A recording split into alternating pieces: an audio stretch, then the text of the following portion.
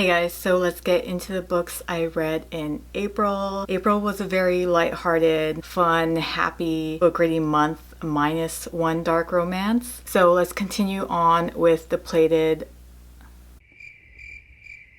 I'm so used to calling it the Guild series since the first book is Guild, but it's like the Plated Prisoner? Yes, the Plated Prisoner series, which is 6 books. So last month I read the first 4 and I started off April reading the last 2. The 5th book, Gold. The 5th one was my least favorite in the series. I forgot to take notes about it, that when I was done with the 6th book, I was like, wait, what happened in the 5th book again? Not as intense or not much going on compared to the other books, I feel like. So the 5th book, here we're starting to talk more about the fairies and the war. I swear, does every single fairy book have to involve war? You guys are like the strongest creatures, you have all the magic, you live in the prettiest lands, but y'all are never satisfied. You just want to keep fighting and fighting. Like I said, I swear all these fairy books, it's just war going on. All she wants to do is get back to Slade. How is she gonna do that when she's in a completely different realm? With the 4th book, I was disappointed that she still didn't become a strong, confident woman.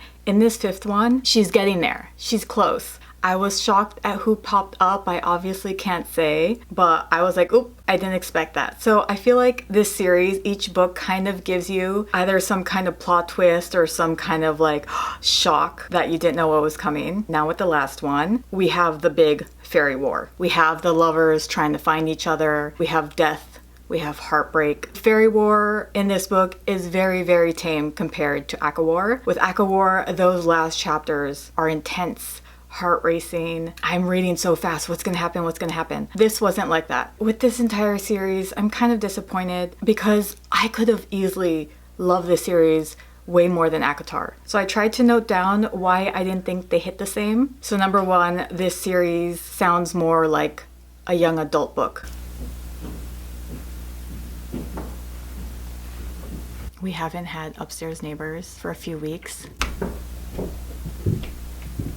And the landlord's showing someone when upstairs. So again, I wrote down the reasons why I feel like this series didn't hit the same as others. Number 1, the writing sounds more like a young adult book. Even though there's spice, it does feel a little teenagery. Number 2, with Slade, the MMC, I got the same vibe with him as I did with the MMC in Powerless, where it felt like a woman writing a man's character. It sounded like the male character was a woman writing a male character. It didn't feel like I was reading a man's point of view. This made me curious on how women authors write down a man's perspective. Do they tell themselves, okay, let me channel a man, and how would I word this as a man? Do they ask their husbands what they would say or how they would feel in the scenario? Do they write the male point of view and send it to a male editor and make him edit it to sound more manly? Because like I said, with all the books I've read so far, only in Powerless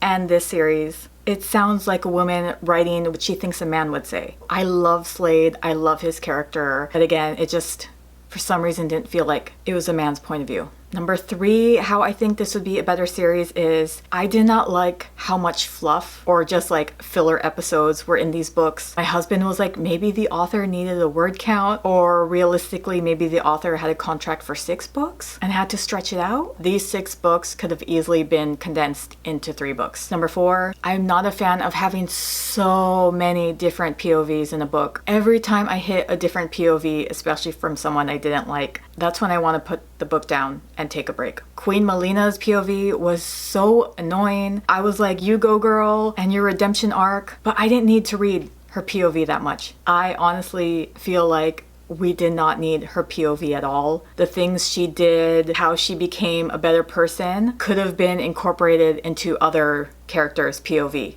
instead of her. So those 4 reasons were the reasons why I feel like it didn't hit the same as ACOTAR. But once I was done with all these 6 books, I expected some kind of slump, like how I felt after reading ACOTAR. When you read a whole series, especially back to back to back, you get to know these characters so much. They feel like they're your own friends and family. So when you're done, it could feel like a breakup because you're never gonna know what happens to them again. But when I was done with the series, I was bummed for like 10 minutes. What I did like more compared to ACOTAR is that every book felt different from each other versus just a continuation of one story. The first book, we're focused on Auren. I'm just gonna say Auren because I still haven't looked up how to pronounce her name. The first book, we're focused on Auren basically leaving her jail cell. Second book, we're focused on her surviving with these soldiers and getting to her destination. Third book, we finally have a love interest. Auren realizes her magic potential. Fourth book, all the kingdoms are out for Auren's blood. Freaking love the ending. I think the fourth one, I will buy a physical copy of this book. Fifth one, the lovers are separated. They're in different realms. There's basically no way to reach each other. Sixth book, it's the fairy war. It's chaos. This is where all the fighting is. Even though obviously it's all a continuation of the same story, at least every book felt different from each other in a way. I just know I could have loved this series way more. I know this series could have been a 4.5 to 5 stars, but it's not good enough where I want to buy the physical books. But I wouldn't mind if I got these for a birthday or Christmas presents, but I just wouldn't want to spend money on them. Overall, it's a good series. Not super epic, but it's a good series. Okay, next book, we finally have hit the last book of The Cruel Prince, which is the Queen of Nothing. Shall we do one more final what the F are these words? These are the what the F words. I'm gonna put up the last two what the F because it's just mind-blowing how many words I didn't know from these books. So same feelings I had just like the first two books, which is no feelings. The main focus was not on romance, so I had no feelings towards the little romance that there was. The family part didn't feel strong either. The sisters had a typical relationship, lots of fighting but lots of love. The whole series just felt very dull. There was no part where I wanted to keep reading and reading. But when I start a series, I need to finish it. It's very anticlimactic. It's one of those series where I know I can easily forget. Maybe if I was a teenager, I would like this. I also found out that young adult books are for 12-year-olds to 18. I thought young adult meant 18 to like 23. But then that's not an excuse because I love a lot of young adult books. But this truly felt like a teenager book. Next was Two Dark Windows, the second book to One Dark Window. I did like One Dark Window, but I didn't understand the hype. I was hoping the second one would be better. It wasn't. I don't even know what was happening in the first half of this book because something wasn't pulling me in like in the first book. When the chapter was done, I would put down my Kindle and take a break. With the first book, I remember I was speeding chapter after chapter. I kept wanting to keep going. I want to say because it was mostly the FMC's point of view in the first book, so it was nice and consistent. With the second book, I was getting whiplash. So we get the POV of the group who's in the forest looking for the last card. Then the next chapter, we go to the prince who's bored in the castle. So once I start getting interested in what's happening with the group and their little scavenger hunt, the next chapter immediately ruins that curiosity because now I have to reset my mind and focus back on the prince. Okay, what was the prince up to again? And once I finally started getting into what the prince was doing, I just wanted to keep reading and reading what was going on with him. But nope. We switch back to the forest again. And then I'm like, okay, where are they in their journey again? What's going on? Back and forth, back and forth. Why not give each group more than one chapter? It made me stop reading so many times with how annoyed I got with that. When I talked about the first book, I mentioned how bland and rushed the romance felt with the main characters. Same feelings I got with the second book. There was more chemistry with Eon and the prince versus the FMC and MMC. Anyways, very random. When I was reading this, I was stressing over my Kindle because out of nowhere, my battery would be low every day. I usually don't have to charge my Kindle for a solid 5 days. So out of nowhere, 3 days straight, my Kindle would say my battery is running low. My Kindle is like 2 months old. Then I realized it's because how much I turned my Kindle on and off when I was reading this book. Like I said, after I read a chapter, I would get frustrated, let my Kindle sleep, turn it back on, read another chapter, let it sleep. I was constantly waking it up on and off with this book because of the frustration of how choppy it was. It wasn't a nice smooth flow. No heart racing with all the chaos. I wanted a little bit more romance with the main characters. You get through a whole entire book for them to be reunited, and like I said, there was no chemistry. They're reunited and then that was it. Nothing big happened after they were reunited. It was just like, okay, they're back together, basically. But this is one rare book, I would say, this is the only book so far where I feel this way, is that I feel like this would be so good as a TV series. Usually when I'm reading a book, I feel like I'm in it. I'm looking around, I'm experiencing the book, I'm seeing the things the characters are seeing. But with this book, it feels like I'm watching it from afar. With how much flip-flopping there was between characters, that usually happens in TV shows, and that would make sense. So yeah, in a TV show, it would be so cool to actually see how pretty and unique the cards are, which is like the main plot of these books. Everything's based around these cards. So I feel like seeing it in the series, seeing it with your eyes would look so cool. And we can see how misty it is. They could totally throw in a few backstories of all the characters. And honestly, a TV series would probably have more chemistry with the actors versus the characters in this book. These books, I still don't feel like they're that extremely unique how everyone makes them out to be, and I wouldn't care if I never read them. Like I said in my last video, I feel like my memory of these books will just blow away. But very random thought, I feel like this would be a perfect TV series.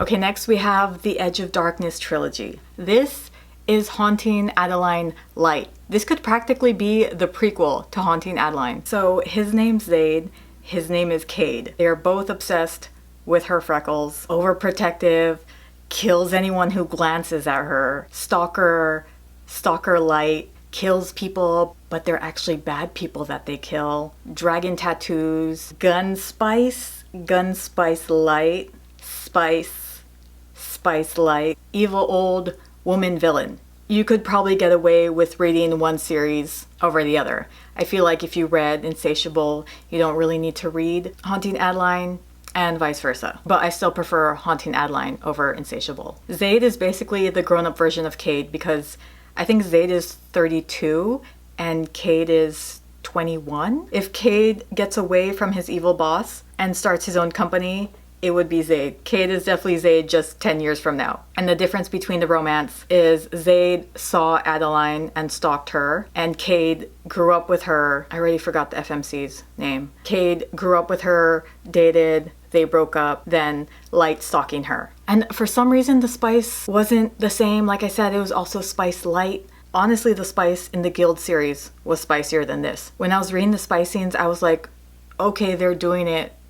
Cool story. I'd honestly give the series 1 pepper. I assumed dark romance meant extra spicy, but I think it's just more trigger warning stuff. I did love the fact that the author threw in songs that the characters were listening to, so I started playing the songs that they were listening to while I was reading, and it really tied everything together. So the second book, Voracious, I honestly don't remember most of it. While I was reading the book, I think I was like 70% in, and I was like, wait, what happened before this? It wasn't because the book was a filler. I didn't get bored with these books like I do with so many other books. I just really don't remember what happened. This could have been a 2-book series. The second and third book could have been shaved down and merged into 1 book. Third book, Restitution, you finally get a little breather from all the torture and horrible things that are happening. That's all I can say. Like I said, the spice for some reason wasn't hitting the same. I don't know if it's because they were basically high school sweethearts and there was no build-up like a lot of books have. 80% of the spice in this could have been taken out and there would be no difference. After reading Haunting Adeline, I didn't need to read these books. They're pretty similar, but if you want to start with dark romance, it's better to start with Insatiable. Did I even say what these books were about? So these two are like high school lovers. There's betrayal. He goes down a very, very dark path. She was already in a dark path, but she hid it well. They've avoided each other for years. Once they've reunited again, all hell breaks loose. It was a good read, but not something I feel like I would have missed out on if I didn't read it. So now I've hit the third book of The Prison Healer, The Blood Traitor. And again, I am reminded for some reason that I enjoy the writing. So with these 3 books, I have flip-flopped so much on wanting them. I feel like if the second book is just as good or even better than the first, I might buy them. With this, I did say if the second one was as good as the first one, I would probably buy the series, but I don't think I'm gonna buy the physical books. And guess what? This third book made me want the physical books, and I bought them. With Two Dark Windows, I put it down a lot because I got frustrated. With The Blood Traitor, I put this book down because I wanted to prolong it and enjoy it. Read it slowly because I didn't want it to end. This goes to show that the age of characters don't bother me if the book is good. I didn't bother to constantly think about the age of these characters, even though the FMC is 17 years old. With reading Insatiable, I kept thinking about their ages because I was like, how is this 21-year-old boy, frontal lobe hasn't even developed yet, and he's this buff assassin? I don't want to, but age always plays a factor with the characters when I'm reading. The writing is good where I'm not thinking about how young these characters are. I didn't expect to love the last book this much. I think it's because they're out of a castle. First book, everything was in a prison. Second book, I'm like, oh no, more castles, more fancy houses. Third book, mix of everything. I do want to say I think I like the last book more than the first book. And my god, Lynette is so good with her plot twists. I still think after every book I've read so far, my hardest gasp was from The Prison Healer. This is also a good neutral series, not too intense or too stressful, not too heartbreaking, there's enough romance, so the overall series is a love. The second book made me not want to buy the series, but the third book, I was like, okay, I do want these books. Okay, Butcher and Blackbird. This might be the most cutesy, least stressful dark romance. This doesn't feel like a dark romance to me. I'm not sure what classifies dark romance. If it involves murder or torture, then bam, it equals dark romance. But yeah, again, I'm not so sure. I personally would not call this dark romance. I honestly really enjoyed it. It was fun. It's basically two serial killers who fall in love. It felt like a PG dark romance. It felt closer to a regular romance book with a few killings and eyeball plucking sprinkled through. It at least felt different compared to Insatiable. This is one of those breather books where if I've read a whole series or if I've read something too intense and I need a break in between, this would be a breather book. Just a fun, lighthearted, again, serial killers falling in love book. So the second book, Leather and Lark, same exact vibes. Now it's between the FMC's best friend and the MMC's brother. Same slow burn, fun, I didn't get bored at all. I like the slow burn in the second book more, but I love the romance more in the first book. I'm just still waiting on the third book on my Libby app. Okay, next we have Assistant to the Villain. Let's start off with the MMC, the villain. He is very different from any MMC I've read so far. Broody, grumpy, terrible at feeling and exhibiting normal human emotions. He's a tough egg to crack. Most emotionless, not a man of many words. He's not giving anything. Like, you can't tell, does this guy like me? You really can't tell. His vibe kind of reminds me of Edward. He's a 20-something-year-old man, but his whole vibe and how he talks sounds like a 200-year-old. I didn't have this vibe from any of the men in any of the books I've read before this book. You're probably thinking, what are you talking about? This sounds like all the MMCs. No, with all the MMCs that I've read so far, you can feel their emotions, their anger, their jealousy, their passion. With the villain, you can't tell what he's feeling. So with that in mind, when we hit that one scrap, one sliver of romance, that sliver hit harder than the bold romantic scenes in other books. I was smiling, I was getting butterflies. I went and reread that page 3 times. I was not expecting that to happen and I couldn't believe that it did. I am buying the physical book because of that. I don't think I'll buy the second book. Anyways, the FMC is his assistant to the villain. She's obviously in love with her hot boss, the villain. She's the complete opposite of him. She is sunshine. She's a little funny. There's some magic in this. Of course, there's an evil king. Sounds very similar to so many books I've spoken about, but it didn't feel repetitive. The second book didn't hit as hard. This might be like The Prison Healer, where I really didn't like the second book, but I love the third one so much that I wanted to buy the series, but we'll see. The third book doesn't come out till August, I think. But like I said, I'm definitely buying the first book. Second book, still cute, still lighthearted. My expectations were high when it came to the romance because of the first book. But it was okay. I have a feeling we'll be getting better romance in the third. Okay, next we have Enchantra and more people touring upstairs. So I'm gonna be quiet again. Look how pretty this cover is. I promise I did not do my makeup based on this, but it looks like I did. Oh my gosh, I really didn't even realize I don't think the author classifies this as a second book. I am pretty sure they're meant to be separate. It's not really a continuation. I don't know. I just remember someone saying this isn't a series. Also very fun. You technically don't need to read Phantasma before this. You just need to know that her sister's name is Ophelia and her sister's boyfriend's name is.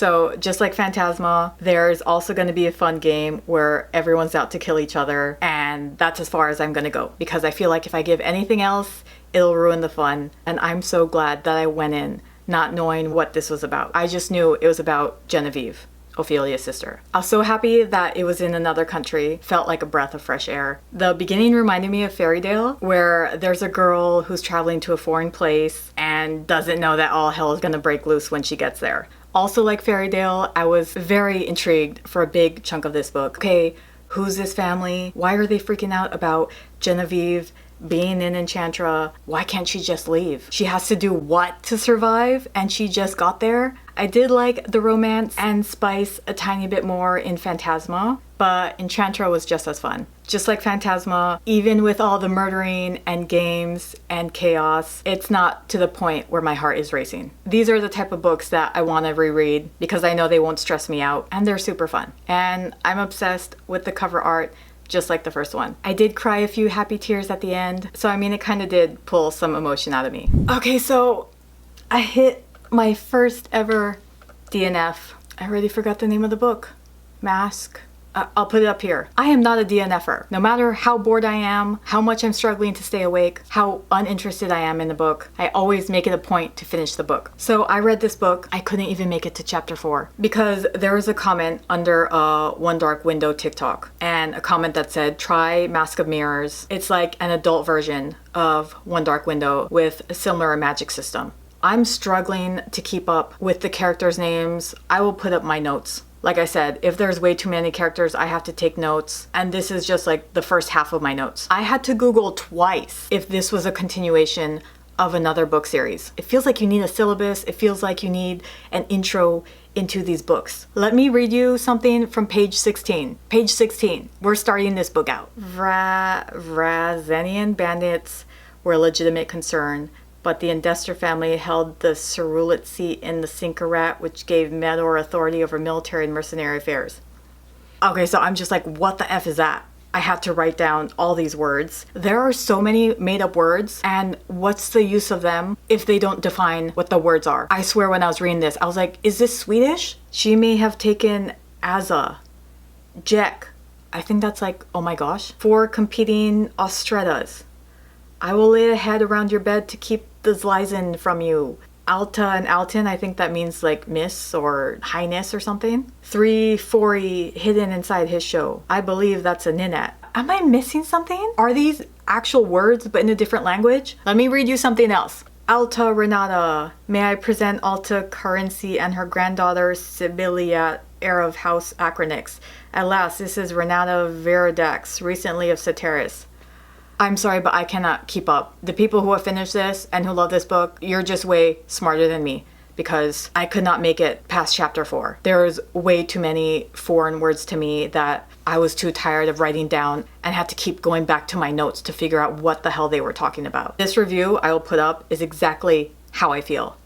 This book is supposed to be the first in a series, but I found it very difficult to get into. There is very little information about the world itself, no pronunciation guide, and it is difficult to immerse myself into the story.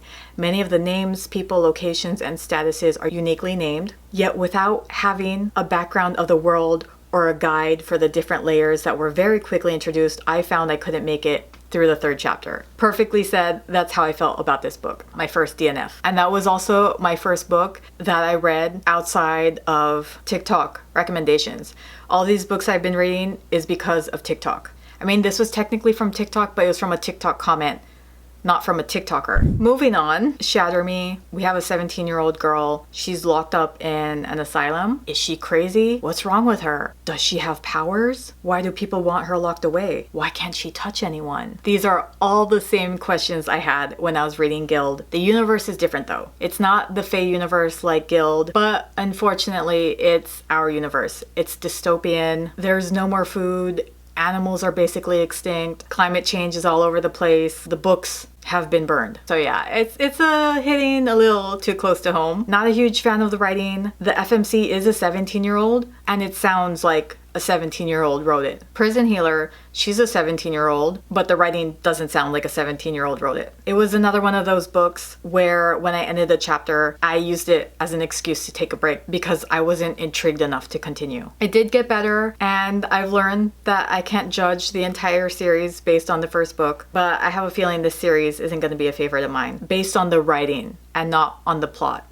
I haven't read any dystopian books yet. I've watched a million dystopian shows and movies, but the vibe this is giving is this is a beginner intro into dystopian books. We'll just see how I feel about the next ones. I did read Destroy Me, which is book 1.5, but I didn't include it in my list since it was pretty short, and you don't really need to read this book. It's basically the point of view of the villain. So last we have Magnolia Parks again. This was pretty much the same as the first book. Back and forth, pretty toxic, hurting each other. Oh my gosh, are they gonna get back together? Are they staying friends? Oh my gosh, they're definitely getting back together. Nope, they're staying friends. Haha, JK. Are they gonna get back together finally? It's the same exact thing as the first book, but I just eat that shit up. Like I said with the first book, you think it would be boring with them going around and around in circles, but for me it doesn't get boring. I could not put this book down at all. It was a book I kept reading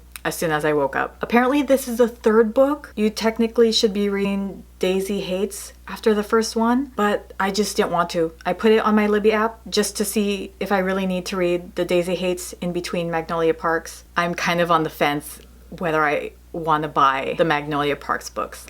I think I like the first one a little bit more. The reason I actually read these in the first place is because everyone is so obsessed with the last Magnolia Parks one, specifically. Like, I've only seen people talk about the last one. So after reading the first two, I'm super curious to see how much better the last one is. I'm also waiting on the last one on Libby. I'm hoping everyone's right and it's the best one. Because honestly, like, I love the first two so much. I'm curious to see how this one's so much better. Those were all the 15 books I've read. Very lighthearted month. And I've read so many similar series this month. So with these series, they're all fighting some kind of king or kingdom. You have the tense, I would say they're all slow burn, love interests. There's some kind of magic involved. So in terms of least stressful and lightheartedness, it would be Assistant to the Villain, Cruel Prince, Prison Healer, and Guild. If you want an even more lighthearted and fun series, then I would put Butcher and Blackbird on top. But again, it's not in a kingdom like these are. Okay, so now let's rate them. By the way, all these books I read after Guild, I felt zero filler and fluff vibes. There wasn't one book after where I was like, okay, let's get to the point. So it was specifically the Guild series that had way too much fluff. Anyways, back to rating. So when I'm rating, I usually pair a series together, even if I like one book in a series less than the other books I read. For example, I would pair Assistant to the Villain and Apprentice to the Villain as number 1 and 2, when in reality, the second book would be more like my 9th favorite if I did all these books individually. So I'm only gonna rate my top 5 individually because these are all so different from each other. So number 1 would be Assistant to the Villain. A cute little romance got to me. Like I said, it's a very lighthearted version compared to so many similar books. Number 2 would be Enchantra. Super fun. See, even though this has so much spice, but with Assistant to the Villain, there's no spice at all. The romance hit differently. I might have put Enchantra first since it was a lot more fun and exciting, but I did like the romance, more like lack of romance, in Assistant to the Villain more. So number 3, Blood Traitor brought me back to how I felt about Prison Healer. I think I liked the third book more than Prison Healer. 4th, Magnolia Parks. I can't put these books down. See, even though they fell in love very young, like how the characters in Insatiable did, there was still more passion in Magnolia Parks versus Insatiable. And Insatiable was filled with spice. I'm back to pairing books together now. Number 5 would be Goldfinch.